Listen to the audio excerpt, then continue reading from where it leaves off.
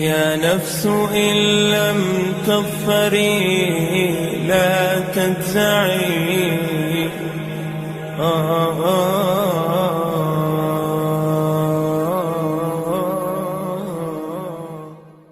بسم اللہ الرحمن الرحیم۔ شروع اللہ کے نام سے جو بڑا مہربان اور نہایت رحم والا ہے۔ میں گواہی دیتا ہوں کہ اللہ کے سوا کوئی معبود برحق نہیں، وہ اکیلا ہے، اس کا کوئی شریک نہیں، اور میں گواہی دیتا ہوں کہ محمد صلی اللہ علیہ وآلہ وسلم اللہ کے بندے اور اس کے رسول ہیں۔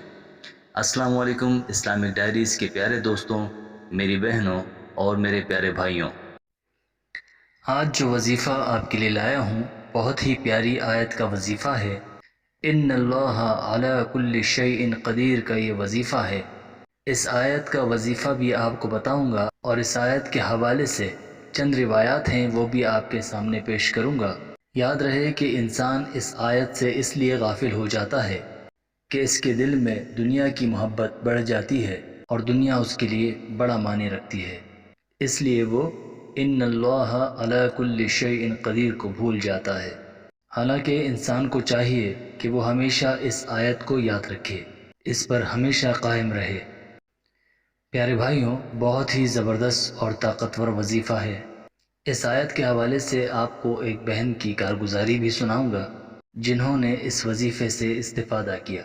یہ وظیفہ آپ نے کیسے کرنا ہے، اس بارے میں مکمل تفصیل جاننے کے لیے آپ سے التماس ہے کہ ویڈیو کو آخر تک ضرور دیکھیے گا۔ پیاری بہنوں اور میرے بھائیوں، ان اللہ علی کل شیء قدیر، اس آیت کے معنی ہیں بے شک اللہ تعالی ہر چیز پر قادر ہے۔ روایات میں آتا ہے کہ حضرت سعد بن ابی وقاص رضی اللہ عنہ حضرت سلمان فارسی رضی اللہ عنہ کی مزاج پرسی کے لیے تشریف لے گئے جب وہ بیمار تھے۔ حضرت سلمان رضی اللہ عنہ رونے لگے تو حضرت سعد ان کو تسلی دینے لگے اور فرمانے لگے کہ تم تو وہ خوش نصیب ہو جس سے رسول اللہ صلی اللہ علیہ وسلم راضی ہو کر اور خوش ہو کر اس دنیا سے تشریف لے گئے۔ سلمان رضی اللہ عنہ کہنے لگے کہ میں موت کے ڈر سے نہیں رو رہا اور نہ ہی دنیا کی حرص میں رو رہا ہوں۔ دراصل حضور صلی اللہ علیہ وسلم نے ہم سے ایک عہد لیا تھا کہ دنیا سے اتنا ہی حصہ لینا جتنا ایک سوار کا زاد سفر ہوتا ہے، اور میرے گرد سانپ بچھو یعنی مال و اسباب جمع ہیں۔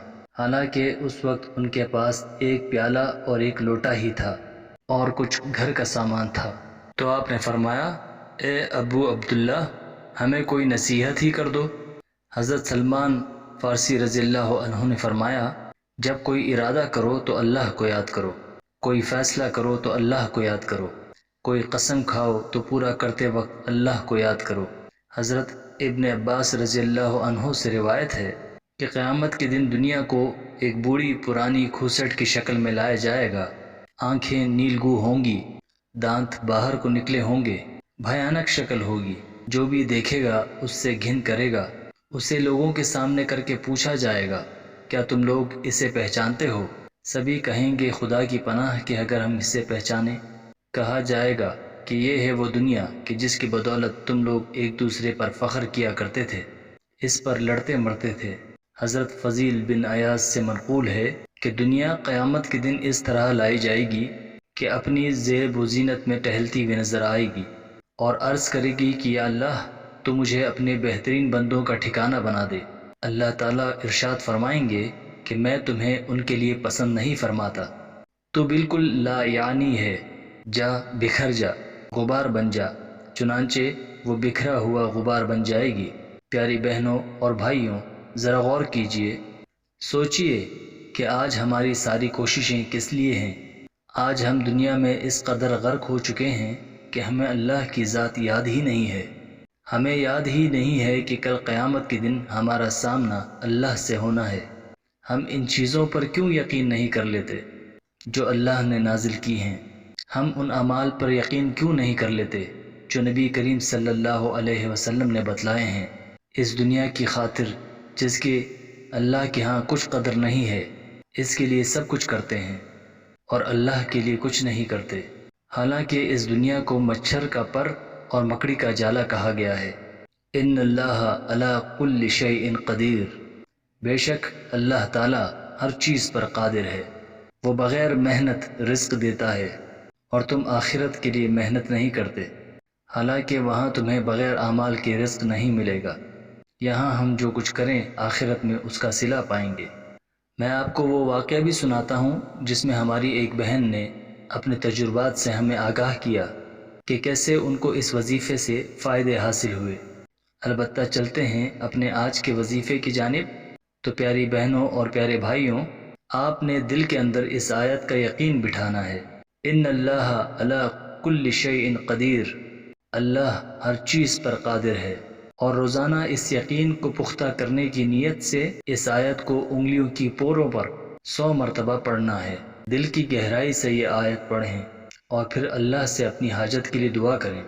دل میں جو بھی مقصد رکھ کر یہ عمل کریں گے وہ پورا ہوگا، اور ہر مسئلہ اور ہر مشکل سے اللہ پاک راستے نکالے گا۔ جتنا زیادہ یقین پختہ ہوتا چلا جائے گا اتنا ہی زیادہ آپ کو فائدہ ہوتا چلا جائے گا۔